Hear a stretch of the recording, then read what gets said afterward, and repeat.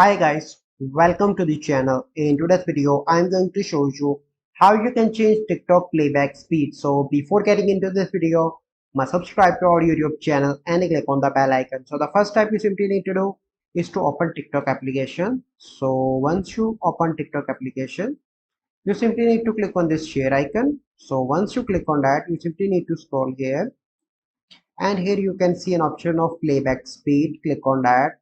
So here you have different options: normal, 0.5x, 1.5x and 2.0x. And if you want to click on 0.2.0x, it will fast your speed, and if you click on 0.5x, it will slow your video speed. So it is up to you, and so I want to make my video fast, so click on that, and after that it will change your video speed.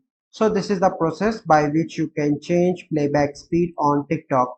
So I hope you find this video helpful. If you find this video helpful, must like this video, subscribe to our YouTube channel for future videos. We'll see you in the next video. Thank you. Have a good day.